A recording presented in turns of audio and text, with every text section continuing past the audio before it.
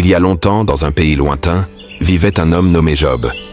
Job était un homme exceptionnel, connu pour sa sagesse, sa bonté et sa fidélité envers Dieu. Il vivait dans la région d'Uz, un endroit paisible, où les champs étaient vastes et verdoyants, et où les troupeaux paissaient tranquillement sous le soleil doré. Job possédait d'immenses richesses. Il avait des terres vastes qui s'étendaient à perte de vue, et des champs où les récoltes étaient abondantes. Les troupeaux étaient si nombreux qu'ils semblaient couvrir tout le pays. Il possédait des milliers de chameaux, de bœufs et d'ânes. Ces animaux étaient essentiels pour le commerce et la vie quotidienne. Job était l'homme le plus riche de la région, et tout le monde l'admirait. Mais, plus que ses biens matériels, Job était respecté pour son cœur juste et sa foi inébranlable en Dieu. Il était marié à une femme aimante et ensemble, ils avaient 10 enfants, 7 fils et 3 filles. Ces enfants étaient une source de joie et de fierté pour lui. Chaque jour, Job veillait à leur bien-être et les élevait dans la crainte de Dieu. Il avait l'habitude de prier pour ses enfants, pour qu'ils restent justes et pieux. Seigneur, je viens devant toi pour prier pour mes enfants. Si l'un d'eux a péché dans son cœur, pardonne-le, Seigneur. Garde-les sous ta protection et guide-les dans leur vie. Pendant ce temps, dans les cieux, une grande réunion se tenait. Dieu, dans toute sa gloire, était entouré de ses anges. Mais parmi eux se trouvait une figure sombre et malveillante. Satan.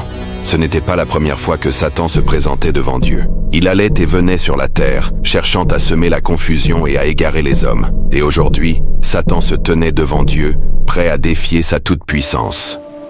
Dis-moi, Satan, d'où viens-tu? Je parcours la terre, marchant de long en large, observant les hommes, cherchant ceux qui sont fidèles et ceux qui se détourneraient de toi. Et as-tu remarqué mon serviteur Job? Il est juste, il craint Dieu et se détourne du mal. Il n'y a personne sur la terre comme lui. Ha ha ha! Job ne te sert que parce que tu l'as béni, tu l'as entouré de richesses, tu lui as donné une grande famille, il est respecté de tous. Mais si tu prends tout cela, Job te maudira certainement, il ne te servira plus. D'accord. Tu peux faire tout ce que tu veux avec ses biens, Satan, mais tu ne toucheras pas à lui. Tu verras que Job reste fidèle. Très bien. Je vais voir si ta confiance en Job est justifiée. Pour Job, la vie allait changer du tout au tout. La souffrance et la perte se préparaient à frapper sa vie d'une manière qu'il n'aurait jamais imaginée. Le test de sa foi était sur le point de commencer. Les jours qui suivirent, un messager arrive en courant, essoufflé. Il s'approche de Job. « Maître, des bandits sont arrivés et ont volé tes chameaux. Ils ont tué les serviteurs qui gardaient les animaux. Ils ont tout pris. Je suis le seul qui ait survécu pour venir te le dire. » Mais avant même que Job puisse digérer cette nouvelle, un autre messager arriva, le visage rempli de terreur. « Maître, un grand feu est tombé du ciel et a consumé tous tes troupeaux de moutons et de bœufs. Tout est réduit en cendres. Les serviteurs sont morts dans l'incendie. » Mais les épreuves ne s'arrêtèrent pas là. Peu après, un autre messager arriva, portant une nouvelle encore plus terrible. « Maître, des bandits sont venus. Ils ont tué les derniers serviteurs et ont pris tous tes âmes. » Mais il y a pire encore. Tes enfants, tes 10 enfants, étaient réunis chez le fils aîné pour une fête. Une grande tempête a frappé, renversant la maison, et ils sont tous morts sous les débris. Job est figé. Son visage se décompose. La douleur est presque insupportable. Ses enfants, qu'il aimait tant, n'étaient plus là. Il déchire ses vêtements en signe de deuil. Il crie à Dieu se demandant pourquoi cela lui arrivait à lui. Ensuite, il se rasa la tête. Job, dans sa douleur profonde, se leva et se prosterna devant Dieu, malgré toutes les tragédies qui venèrent de frapper sa vie. Il se tient dans la poussière, en prière, levant les yeux vers le ciel. « Seigneur, tu as donné, tu as repris. Que ton nom soit béni. Même dans cette souffrance, je reste à tes pieds. » Bien que Job fût brisé, il ne maudit pas Dieu. Il était profondément affecté par la perte de ses biens et de ses enfants, mais sa foi en Dieu restait intacte. Pendant ce temps dans le ciel... Vois-tu, Seigneur, Job ne t'a pas maudit malgré tout ce qu'il a perdu, mais il n'a pas encore été frappé dans sa santé. Si tu lui enlèves sa santé, il t'abandonnera. Tu peux toucher à sa santé, mais tu ne le tueras pas. Tu verras que Job restera fidèle. Ainsi, Satan reçut la permission et frappa Job de terribles plaies, mais il ne pouvait pas toucher à sa vie. Job, déjà accablé par la perte de sa richesse et de ses enfants, allait maintenant souffrir dans son propre corps. Seigneur, pourquoi permets-tu cela? Pourquoi cette douleur? La femme de Job, bien que profondément attristée par les événements, se tourne vers son mari avec une proposition désespérée. Job, regarde ta souffrance. Pourquoi restes-tu fidèle à Dieu? Maudis Dieu et meurs. Que vaut-il la peine de vivre ainsi? Tu parles comme une femme insensée. Si nous recevons le bien de Dieu, ne devons-nous pas aussi accepter le mal? La femme de Job, dans sa douleur et son désespoir, proposa une solution extrême, abandonner Dieu. Mais Job, même dans ses pires moments, resta fidèle et ne laissa pas ses émotions l'emporter. Il savait que Dieu, dans sa sagesse, avait un plan, même s'il ne le comprenait pas. Loin de là, des amis de Job ont appris la nouvelle concernant tous les malheurs qui se sont abattus sur Job. Éliphaz, Bildad et Tsophar, en tant que de bons amis, décidèrent de rendre visite à Job pour le consoler. Mais quand ils le virent, ils furent très tristes de voir leur ami dans cet état. Ils ne comprenèrent pas ce qui est arrivé à Job, ni pourquoi, mais leurs paroles vont vite devenir des accusations. Job, tu es un homme juste, mais pourquoi cette souffrance alors? Peut-être as-tu péché sans le savoir. Dieu châtie les méchants, mais les justes sont épargnés. Ou peut-être que tes enfants ont péché, et que c'est pour cela que Dieu les a enlevés. Mais non, je n'ai rien fait de tout cela. Mes enfants non plus n'ont rien fait de mal. Peut-être que toi aussi tu as péché. Dieu est juste, Job. Si tu souffres ainsi, c'est que tu mérites cela. Repens-toi, et Dieu te restaurera. Je ne suis pas coupable. Je n'ai rien fait pour mériter cela. Pourquoi Dieu permet-il cela si je suis innocent? Après avoir longtemps souffert et cherché des réponses, Job se tourna vers Dieu dans sa douleur, cherchant à comprendre pourquoi il devait endurer tant de souffrances. Seigneur, pourquoi cette souffrance? Pourquoi les bons souffrent-ils? Et pourquoi suis-je le seul à endurer une telle douleur? Pourquoi me fais-tu vivre cela? Un grand tourbillon se leva et une voix retentit du ciel. Dieu, dans sa toute-puissance, parla à Job, lui posant des questions qui allèrent défier sa compréhension. Job, où étais-tu quand j'ai fondé la terre? Dis-le-moi, si tu as l'intelligence. Qui a fixé ces mesures, si tu le sais? Ou qui a tendu le cordeau sur elle? Es-tu celui qui a ordonné au matin de se lever et à la nuit de tomber? As-tu vu l'entrée des trésors de la neige? Ou as-tu vu les chemins de la lumière?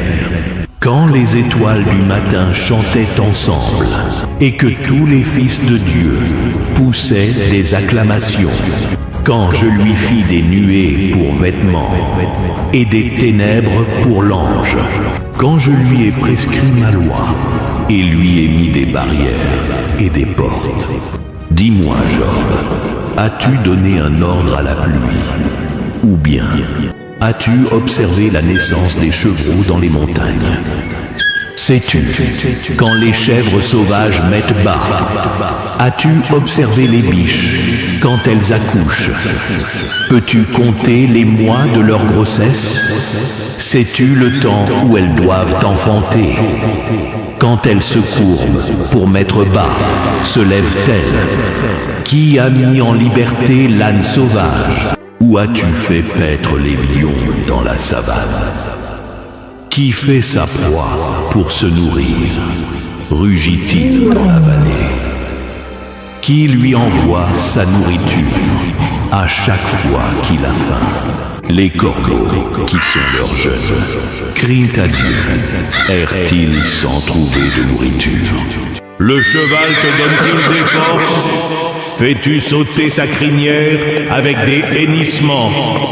Il rit du fer et de la lance. Il ne craint pas les armes. L'aigle prend-il son vol par ton commandement? Et s'élève-t-il pour prendre son envol vers la mer? C'est là qu'il trouve sa proie. Ses yeux la contemplent de loin. Ces petits ont leur nourriture dans le sang. Et là où il y a des cadavres, il est là. Voici le béhémoth que j'ai fait avec toi. Il mange de l'herbe comme le bœuf. Voici, sa force est dans ses reins. As-tu pris le léviathan à l'hameçon? et as-tu attaché sa langue avec un cordage? As-tu mis un anneau dans ses narines ou percé sa mâchoire avec un crochet? Te suppliera-t-il souvent? Lui parlera-t-il doucement? Fera-t-il une alliance avec toi pour que tu le prennes pour esclave à perpétuité? Ces questions étaient destinées à rappeler à Job l'immensité et la sagesse de Dieu dans la création. Elles servent à souligner que Job, en tant qu'homme limité, ne peut pas comprendre pleinement les mystères de Dieu. Je reconnais que tu es Dieu et qu'aucune de tes œuvres ne m'échappe. Je parle de ce que je ne comprends pas, de choses trop merveilleuses pour moi. Parce que tu n'as pas maudit mon nom, mais que tu m'as honoré dans ta souffrance, je vais te bénir. Je vais te rendre 2 fois plus riche qu'avant. Tes enfants seront nombreux et tu vivras une vie longue et paisible. Dieu se tourna ensuite vers les 3 amis de Job. Ils avaient accusé Job à tort, pensant qu'il avait péché. Dieu, dans sa justice, leur parla avec fermeté. Ma colère s'enflamme contre toi et contre tes 2 amis, parce que vous n'avez pas parlé de moi selon la vérité, comme mon serviteur Job. Maintenant, prenez 7 taureaux et 7 béliers. Allez vers mon serviteur Job et offrez un holocauste pour vous. Et mon serviteur Job priera pour vous. Si Job prie pour vous, je vous pardonnerai. Les 3 amis de Job, pleins de crainte et de honte, allèrent vers Job. Ils lui demandèrent pardon pour leur jugement hâtif, et Job, dans sa bonté, pria pour eux. Dieu les pardonna, leur montrant que la réconciliation et le repentir étaient plus importants que les accusations. Job retourna à une vie de prospérité, ses champs regagnant des récoltes abondantes et ses troupeaux se multipliant à nouveau. Mais plus que les biens matériels, c'était la paix intérieure et la compréhension de la grandeur de Dieu qui lui apporta une satisfaction profonde. Il vivait maintenant entouré de sa famille et de ses amis, et il leur enseignait les leçons qu'il avait apprises. La paix et la prospérité étaient revenues dans sa maison, et il savait que sa vie était entre les mains de Dieu. Job vivait une fin de vie paisible, ayant vu ses enfants et ses petits-enfants grandir. Il mourut à un âge avancé, plein de jours. Sa fin fut douce, et il rejoignit ses ancêtres, sachant que sa foi et sa fidélité avaient été récompensées. L'histoire de Job nous enseigne une leçon profonde et intemporelle. Même dans la souffrance la plus intense, nous devons rester fidèles à Dieu. Les épreuves de la vie ne sont pas forcément un signe de rejet ou de punition divine, mais bien souvent une opportunité de grandir dans la foi, d'affermir notre confiance en Dieu, même lorsque tout semble s'effondrer. Job, par sa persévérance, son intégrité et sa foi inébranlable, nous montre que Dieu demeure souverain, même dans le silence et l'incompréhension. Il nous rappelle que, même lorsque nous ne comprenons pas pourquoi nous souffrons, Dieu, dans sa sagesse parfaite, a un plan pour chacun de nous. Sa rédemption et sa bénédiction finale montrent que Dieu restaure, relève et honore ceux qui lui restent fidèles jusqu'au bout. Si vous avez regardé cette vidéo jusqu'à la fin, mettez en commentaire « Foi égale persévérance ». Si cette œuvre vous touche, aidez-nous à l'emmener plus loin, afin qu'elle puisse atteindre encore plus de cœurs à travers le monde. Nous donnons tout pour continuer cette mission, malgré les difficultés. Votre soutien est précieux. Aimez la vidéo, partagez, et surtout, abonnez-vous. N'hésitez pas à découvrir les autres vidéos de la chaîne. Merci infiniment, et que Dieu vous bénisse abondamment.